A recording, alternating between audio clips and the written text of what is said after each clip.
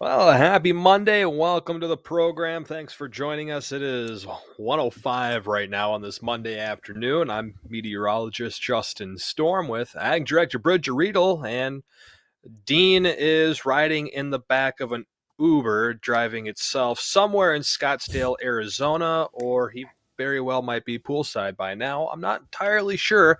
I haven't gotten an update in him in 2 days, so I may be a little low-key worried about Dean. Well, Bridgette, how are you? we may. I am good, but we may never see him again. The whole driverless Uber thing. Not real sure if he'll come back around. We'll just wait and find out. It could be a while. It very well could be, but from what I saw on Saturday, it seemed like he was having a fun time so far. That's So very if you want true. to Very tell true. And Dean to enjoy the rest of his vacation, I'll be giving out his personal phone number later on the program, so we can just bombard him throughout the rest of his vacation. You can all help me. I think that would be very useful. In fact, I've got it set up on my phone to regularly send him messages. So I also would like to point out that he went down there and he did not take with any North Dakota Sweet Crude or Sweet Crude Orange. Those are two products that are manufactured right here in the state of North Dakota. They have a smooth cinnamon and spice flavor. The orange has that with a splash of orange. If you are like Dean and you're maybe doing a little vacationing and you're thinking about what's the kind of drink you might want, check out crudespirits.com. They could offer you up things like the North Dakota Peach Cobbler or Dakota Sweet Lemonade, which are great fits using North Dakota Sweet Crude products, and just the opportunity for you to test drive those because we might have a little rain for the next couple days. Maybe we have time to throw some tastings, if you will, Justin. Throw some tastings, huh? I think we could probably get away with that. I think we're going to be doing one of those in the near future, are we not?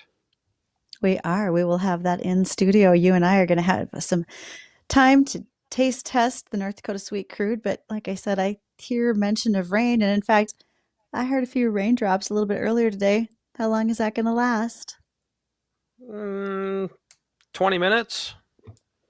Oh, that's easy. For you at Moving your on. house, It's yeah, over. 20 minutes Yeah. over in Hunter. And then we're Yeah, done. we'll see a few scattered showers around the area. There's one over Horace right now. Let's see, actually want to make sure that the radar is back online. It was offline for about an hour and a half earlier, and I'm like, man, why isn't this rain moved? And I'm like, oh, the radar's been down for an hour. But yeah, we got one shower over Horace Frontier right now, a couple over Pelican Rapids, over by Ottertail, up by Hunter and Arthur, Tower City, and a few out by Sterling and Steele out west, a little out west of the valley at least.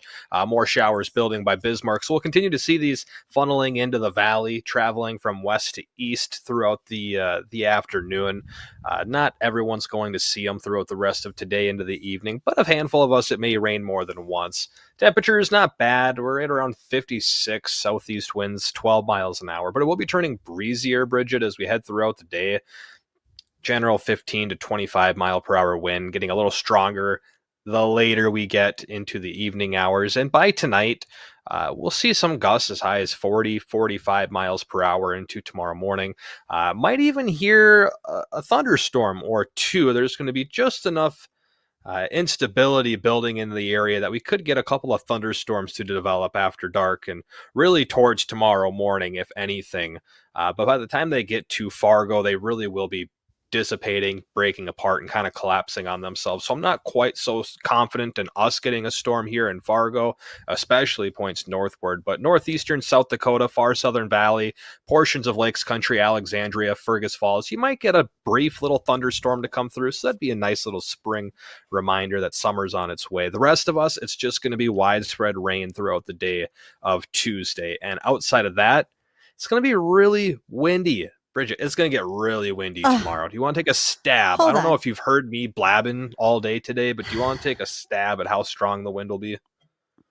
All right. I have a guess, but I also would very, very much like to choose the timing. I would like it to not be windy until after probably 8 a.m. because I gotta get on a plane, man. And then second of all, when you say how windy will it be, higher or lower than yesterday? Because some folks in Minnesota were very concerned that they were seeing some 30-mile-an-hour gusts. Where's that take us? It'll be stronger than yesterday. And you got a plane taking off Ooh. Fargo at 8 a.m. tomorrow? 7. So I'd like to be in the sky and gone before it gets here. Thank you very Yeah, kindly. I would imagine you'd be able to get out of here.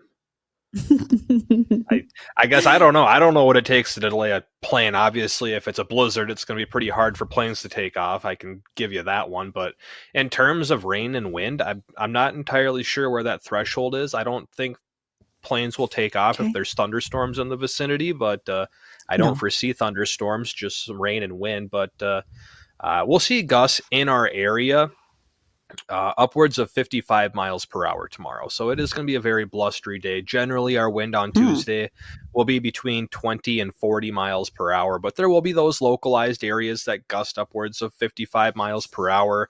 Models trying to suggest that there could be some localized areas that the wind gusts over 60. Not quite buying that part yet. But definitely a possibility. Regardless, it's just windy. It's going to feel like a really cool, wet spring day. 40s to low 50s for high temperatures tomorrow. And Tuesday night, that rain will continue, but it'll be dissipating as we head into Wednesday. We'll start to dry things out, and temperatures on Wednesday will go from the 50s to the lower 40s by Friday. Overnight, low temperatures will be dipping down below freezing. So if you got Hmm. flowers or sensitive plants outside, tonight and Tuesday night will be your last safe nights to do that. Wednesday, Thursday, Friday, and Saturday and Sunday nights, you'll want to bring those plants indoors. And then after that, I don't foresee any freezing temperatures in the 7 to 14 day forecast. So that is the plus side. We'll be warming back into the 60s and 70s next week with overnight lows in the 40s.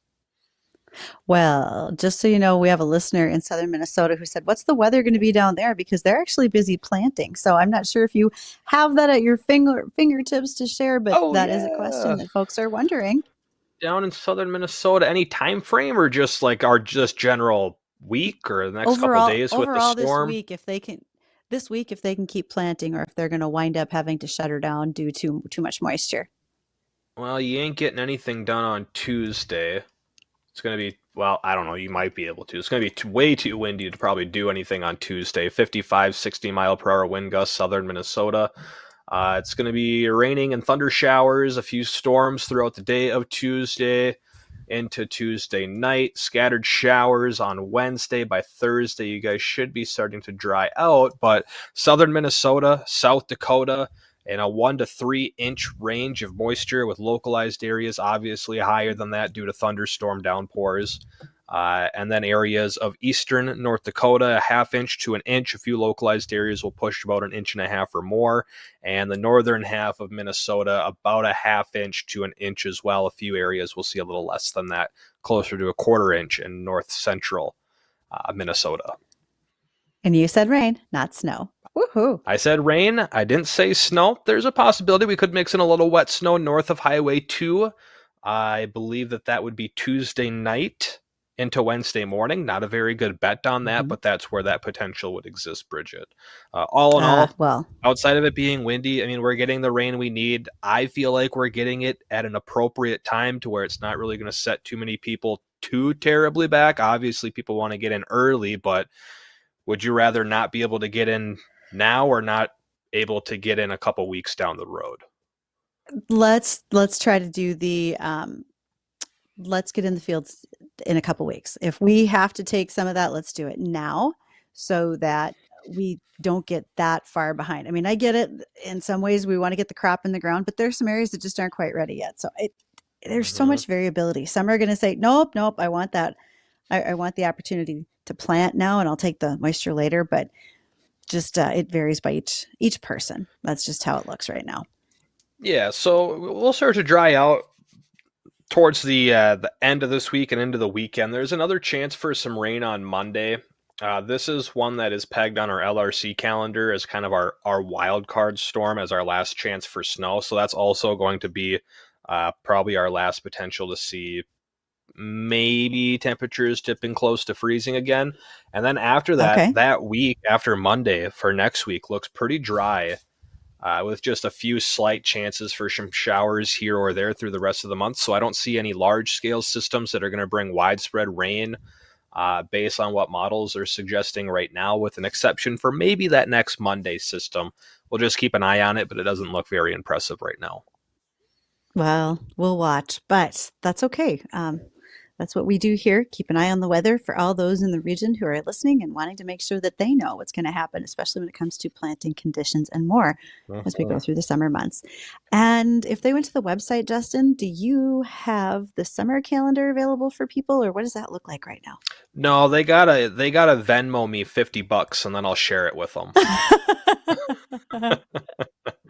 That's a deal. I No, had to it's send not up yet. 75. So Yeah, $50 in my pocket, and I'll give you all the information you want, at least for a handful of days, and then you give me another $50, I'll give you another month of information, and we'll just call it a year. How about that? excellent Steve's plan. I not like listening, that. right? I'm sure he's busy today. Yes. So, Yeah, he's probably busy. but Hey, you want to join in on the program today? Ask some questions about the weather, ag, or guess our topics. 701 is the Red Wing Shoes phone line. But to seriously answer your question, Bridgette, no, I don't have it published yet. I am working on that. I probably should have had it up by now, but been a little busy with a few things, and we'll have it up here within the next 7 days, probably. well, not a problem. Folks will be looking forward to seeing it when they do. I know Farmer Phil out in Western Cass County does pay attention to it, and he's at least one of many who's always curious. And so, as you said, folks can call. They can also follow along on Facebook, YouTube, and Acres TV, where we live stream the show every day for all of Yeah, the things we talk about, weather and ag related, and our guests. Speaking of, today's guest is Levi Otis. He is with Ellingson Drainage. Ellingson is one of our Here We Grow sponsors, and we have a great list of questions we want to talk about with him when we get a chance today because, well, there's folks don't always understand the concept of what we mean when we say drainage. It's more than just the culvert and the ditch and what's going on with fields in the region, et cetera. And there's certainly so many projects going on. Those aren't necessarily his. Levi's going to be here to talk about what happens in a field situation to help our farmers out. So we'll get a chance to visit with him. And as always, as a Here We Grow sponsor, my hope is that at some point we get to do a video talking about what they do, showing one of their tile pumps with Dean under the water with a rubber ducky, just to see how much water drains off of the field. That's my goal. I think that would be something very fun to see, and I feel like Dean would want nothing to do with it at all, which makes me want to do it even more, Bridgette. Even more. That's right. That I'll buy him the rubber ducky and everything. So we'll be all set. We'll give him some little rain boots, and let him sit there underneath the drain pump. That'd be pretty good. And I'll go back to the LRC thing here. All that weather information, what we do, we plan it out so that way we can highlight when those exact days to keep an eye out for storm systems or good rains. Anytime we get these little upper level storm systems to come through and change our weather, usually for either the wetter side or the worse, we give you an idea of when those are coming through. And for the most part, they align fairly closely for most of them. Uh, but also, you get trends in the temperatures, your overnight lows, your last frost potential, what the outlook for precip looks like over a month, week by week, out towards the end of September. And if you want any of that information, send me an email, justin.storm@flagfamily.com. We can get you set up for how you can get access to that information, so you can keep an eye on it yourself for your farm or anything else you got going on. So just weather@flagfamily.com or justin.storm@flagfamily.com. We can get you all hooked up with it. And well, keep listening. Not only are we going to come back with our guest, Levi Otis with Ellingson Drainage, but also you might hear the sounder for Jay's Tax Relief, which is brought to you by ATI of Fargo and Coast Materials. Keep an eye out, actually keep an ear out, and be the right numbered caller then at our Red Wing shoe line 701-293-9000. We'll be right back.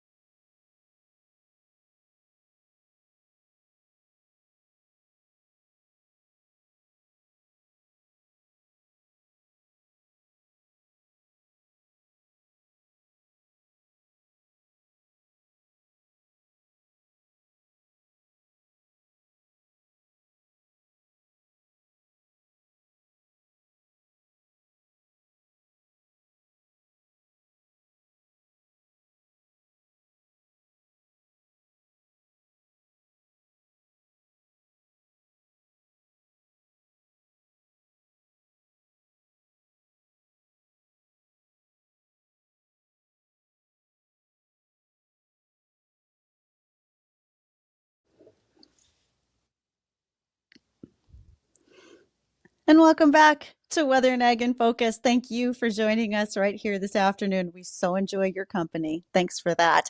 And you're going to have a chance today to hear more about our Here We Grow sponsors. First of all, one of them is Dairyland Seed.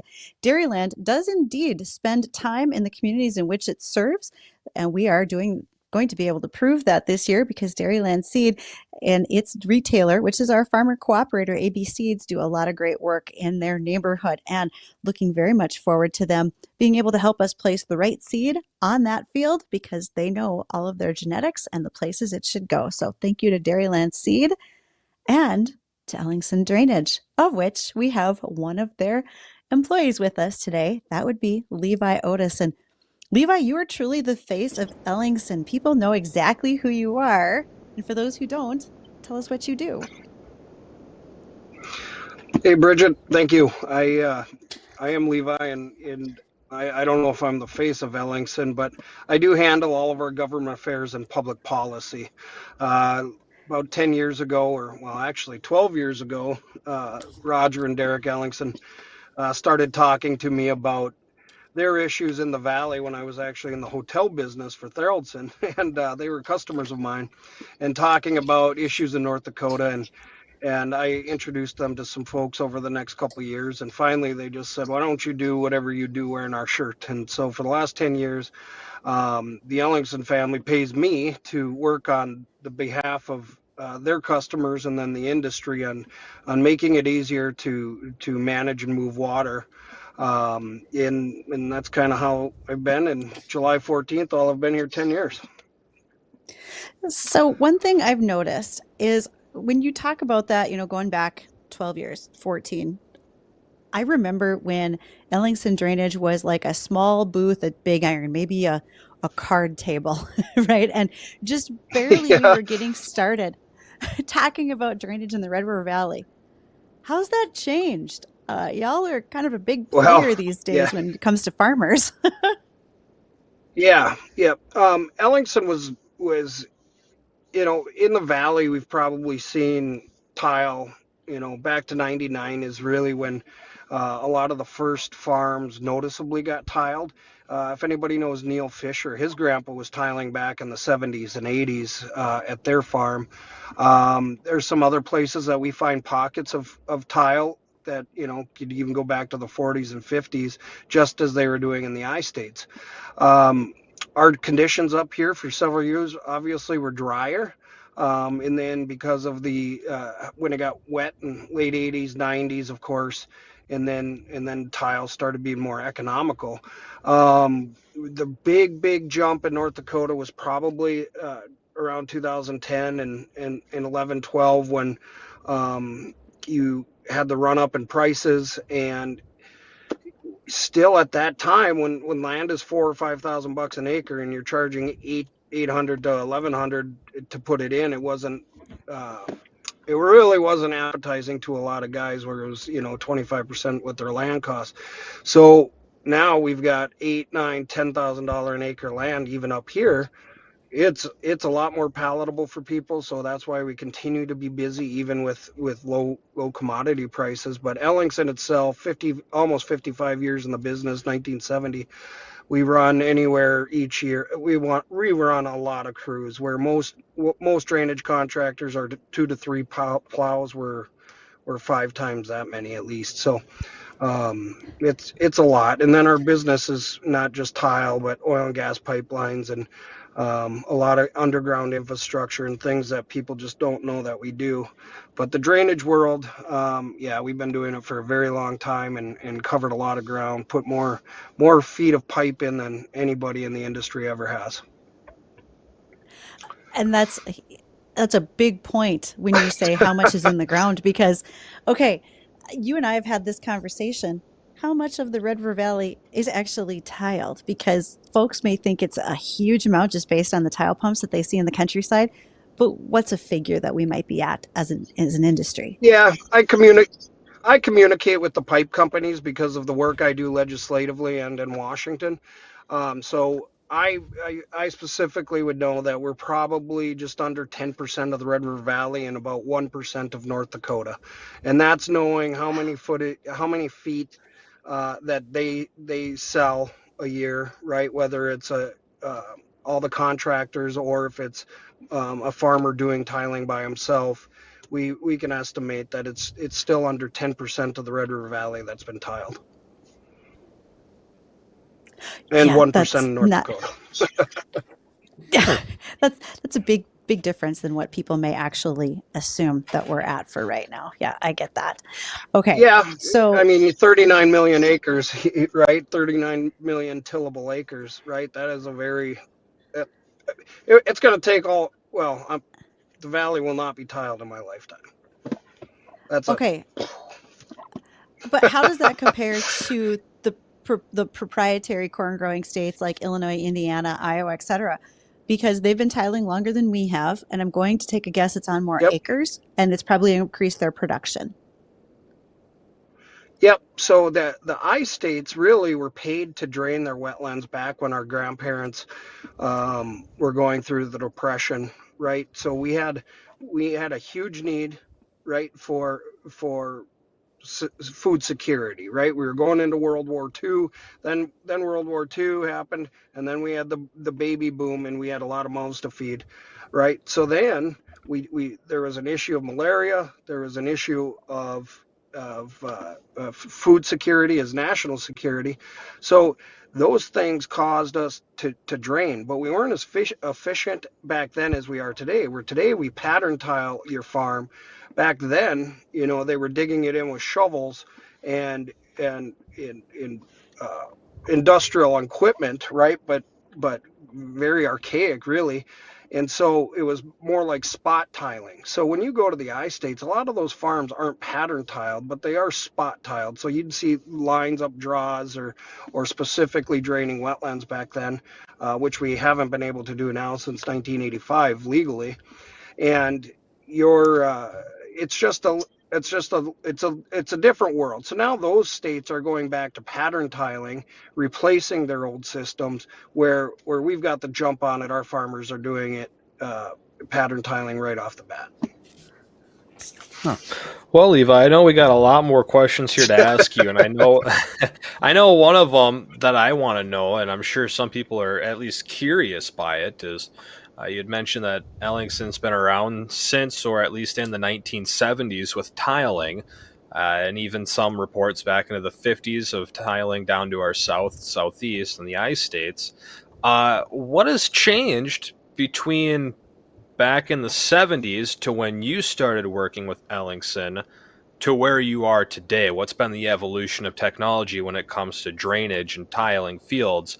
But we got to catch up on bottom of the hour news really quick. So we're going to do that.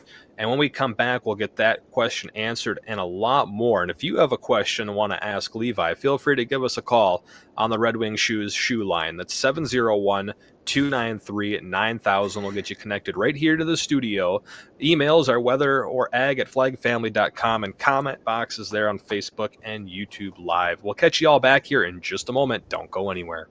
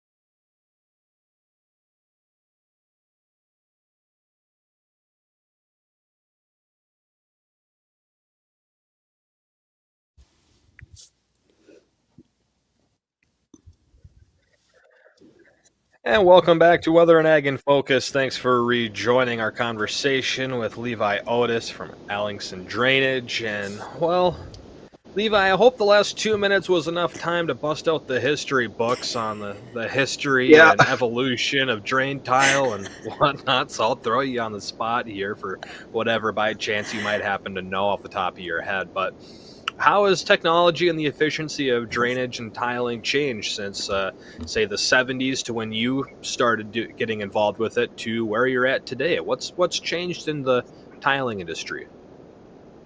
Well, so in the 1970s, we evolved from concrete or clay pipe, and that's when the first plastic pipes started coming out. In fact, because of all the pipeline work that we do, we're helping the pipelines on behalf of the customers, getting their land back into ship top shape. Um, we've dug up plastic from the 1970s and plastic pipe, and it's as good that today as it was then when we put it in the ground. So the manufacturers put a 50-year warranty on it. That's going to be good for another 100 years as long as it doesn't see sunlight. It's incredible. But to back it up further than that, 1812 was the first time we tiled in the U.S. A guy named Johnston in Western New York was the the guy as I was sitting here thinking. 1812, and that came over from Europe. Even before Europe, the Egyptians and the pyramids, there's water conveyance systems there that are similar to tile. And so we've been doing this as humans forever because excess water creates erosion, and erosion causes problems. So fast forward now into the 2000s, the equipment's more efficient, our science is better, the math is better. We have lift stations where you don't need to have a big deep ditch to move the water for the water to drain out of your soil profile.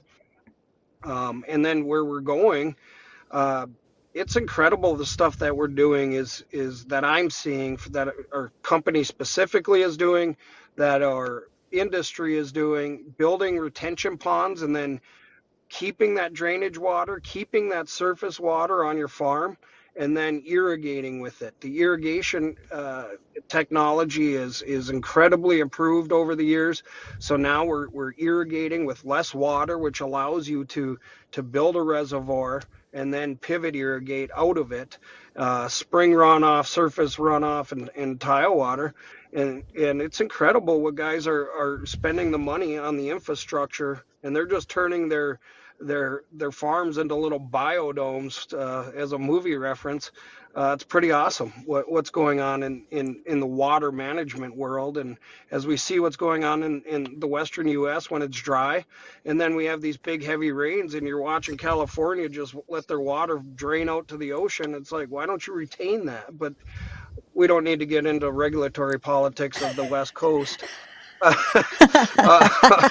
But but I would say that they're getting water that could be useful, and I think our farmers in the northern plains are seeing the mistakes by others, and we're just doing awesome stuff up here, like North Dakota really always has, right? We are the most innovative state per capita, I would say, in the biggest farm advancements, from the plow in the Bobcat to everything Offits have done to um, the Howard Dahl family, right? I mean, just it's incredible stuff. So seeing farmers do these advancements on their own farms individually doesn't surprise me at all.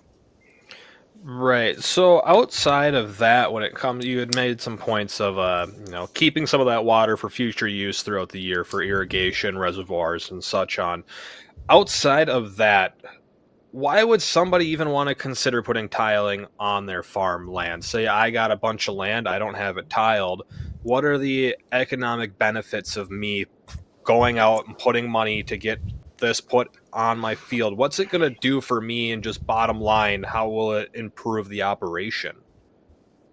Well, it's pretty simple. I just saw a weather report. I was at this Friends of Ag and Energy where Hennon was the moderator, and our it's probably you that doing the weather work, right? It's going to be 110, 120% our average rainfall for the last 30 years between now and June, right? Well, if we're getting more than our average rainfall, it's going to be wet. Well, we all know what happens, or at least those of us in ag know what happens when this heavy clay gets wet, right? It's mucky. Our crops don't like to grow. So the tile allows you to allow air back into that soil profile and let you plant. I mean, I got a lot of friends, but I don't think they're tiling with Ellingson just because they like me. They're tiling with Ellingson because return the return they're getting off of their farmland, and the less they need the government insurance to back them up. Now, is it great to have that safety net if catastrophic things happen? Yes, but the guys with tile, you tile once, that's not your last project, that's for sure. So just specifically economically, drain tile pays for itself. Probably depends on how wet the year is, right? But we see 7-year average payback. Sometimes it can pay itself back in 1 year. Sometimes if it's dry, right? If you get a dry decade, obviously it's not going to pay back as fast. But economically, it's huge, right? It allows you to do other things. It gives you the option of planting cover crops and some of those other soil health practices, but it helps increase your soil health deals, and Bridgette can talk all day on Mm-hmm. that, and I'm probably at the top of my knowledge on some of that, but yeah. Well, and some of those things, like you said, cover crop, but also you're getting into the field sooner. You have the advantage over yield. For some folks as well, it's also of assistance when it comes to compaction because you don't have as much of a mess going on in the field, et cetera. But when you mentioned economics, that brings a bigger question to my mind, and that is, we know that peak farm income was in 2022. Things have been coming down a bit. We're expecting a lot more soybeans than we are corn this year in the Red River Valley. Economically, farmers are likely getting a pretty good ROI on this situation, but are you seeing anything slow down in tiling because people are concerned about spending money right now? Oh yeah, I mean, was it 8 weeks ago when the prices dropped? I swear the phone stopped getting picked up and the phone stopped ringing for a few days, and now we're back on track. We're moving a lot of tile, but bushels is a big thing, right? So if you have 150 bushel corn or 200 bushel corn and you don't have a tiled field, and then you go tile it and you're getting 20 to 30% more return, bushels sell, right? You can market with bushels. And if you don't have the price, you're going to need to recover bushels. So that is a huge part with the weather pattern and what LRC is saying. Right, we're going to see a wetter spring, so guys know that. I think there's still a lot of healthy farmers out there, but it's we go based off of what the TV, the markets, and the radio tell us, and unfortunately is as much emotional as mathematical. But right now, we're seeing pretty good. But the banks are doing a lot more loans, I'll tell you that, even with the higher interest. So Absolutely. Oh, fortuitous that you say that. We're going to talk to a banker tomorrow. So I think that discussion about operating cash erosion or asset erosion is probably going to be a pretty big topic of conversation as to, all of what folks had versus what they're having to borrow, et cetera, right now due to some of the changes we've seen on input costs, and et cetera. My Yep. guess is, just like everybody else, Levi, y'all might be looking for some employees. Any plug you want to give for Ellingson? The fact that maybe you could Yeah. use some folks on some tile crews? Ellingson.com/careers or 701-893-9030. Yeah, we're always looking for help. One thing about the slowdown in people signing up work is you don't need to fill as many crew seats, but we're going to need them. You got to get used to the price and get used to the price of the crop, and I think people are back and signing up projects, so we're going to need employees, and it is a great place to work. The guys put in a lot of time, a lot of overtime. They make a lot of money. for anybody that's listening. I think it's definitely worth the call and exploring. We got a lot of great benefits and 401k matches and the whole deal. So I challenge people to call, and if you like getting dirty and working on the crews, that's excellent. And if you want to be in the office, we got plenty of those jobs open too, company wide. So if digging ditches isn't your forte, don't let it stop you. We do a lot more than that. I would just venture a guess that if anybody has a project coming up and they want to know how it qualifies, if there's any government programs that they could benefit from, et cetera, you'd be able to walk them right on through that on their farmland, correct? Yeah, yep.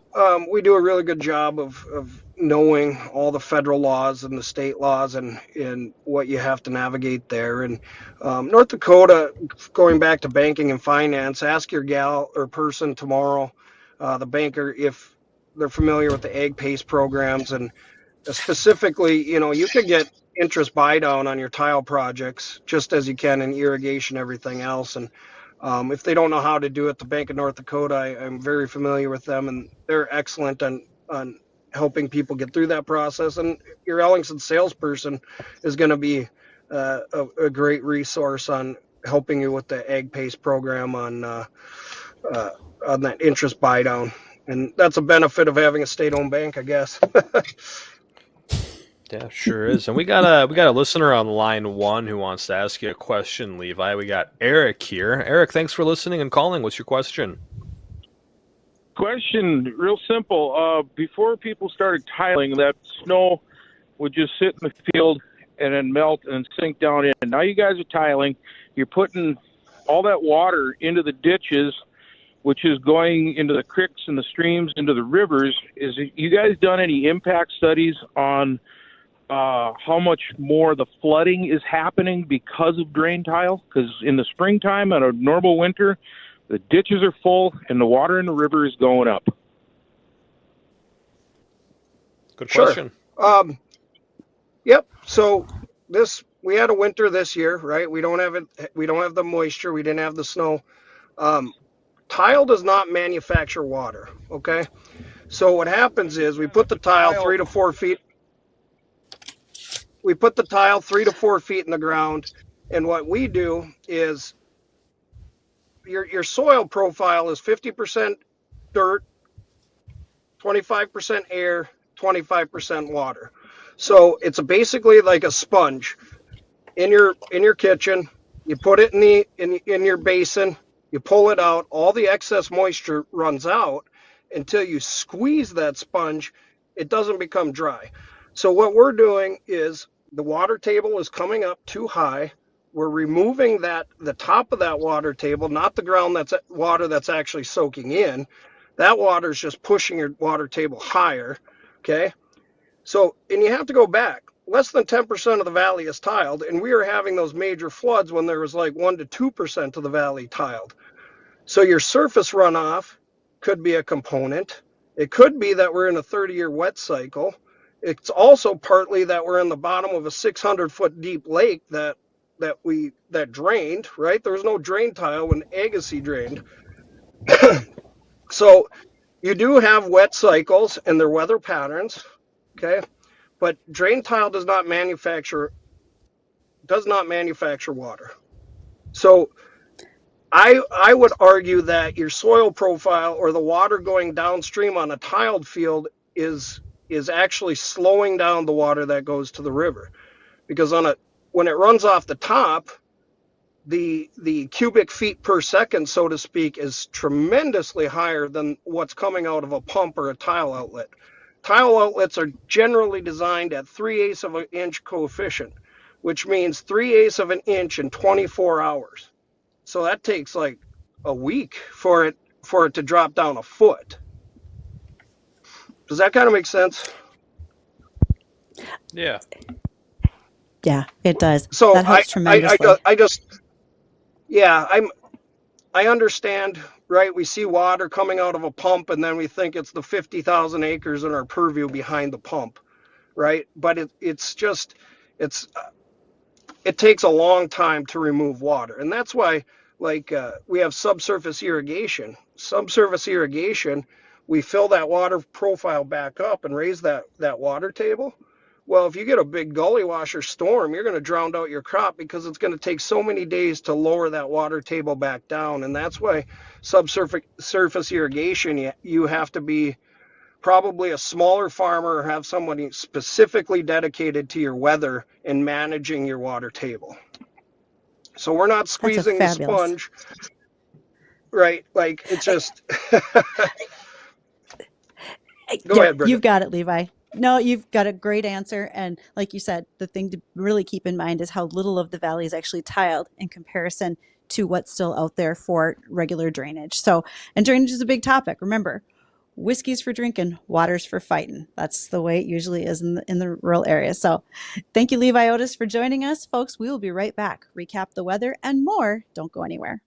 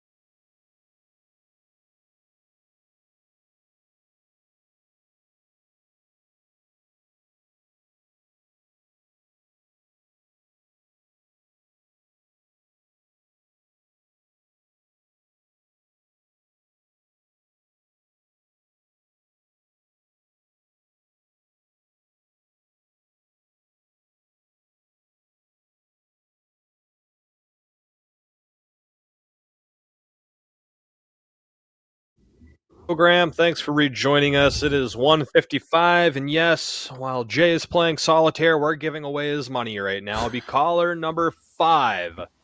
You win yourself or get qualified to win that $1,000. Gives you a chance. And Addison, do you want to take those in the back room when we wrap up here and just let us know who caller number 5 is so we can congratulate them?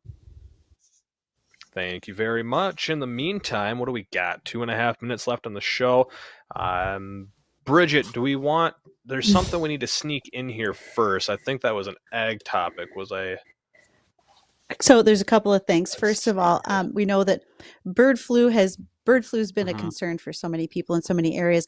There are some extenuating biosecurity features that people are doing, going as far now as to cut down trees in order to keep the wild birds from coming in to roost, those migratory birds that are flying over. Also, they are disinfecting trucks that come on the property and restricting visitors to pretty much no one.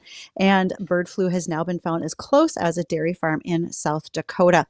And do not forget, one other thing I'd like everybody to do, just as we were talking about with Ellingson drainage, sometimes you're looking for people to work. Don't forget about mortonbuildings.com. Check them out at mortonbuildings.com/careers because they want to make sure that you join their awesome team. 100% employee owned. They have great quarterly bonuses and benefits. So if you're ready to make a job change, check them out. Awesome. Thank you very much, B. And I'm trying to keep up on the time here. We got about a minute left. I'm going to try and sneak in Lee here. Hey, Lee, welcome to the show. I don't got much time. I only got about 45 seconds for you. So what's up? Well, I just wanted to. The worst flood that happened in Fargo was in 1889. Before was it 2009?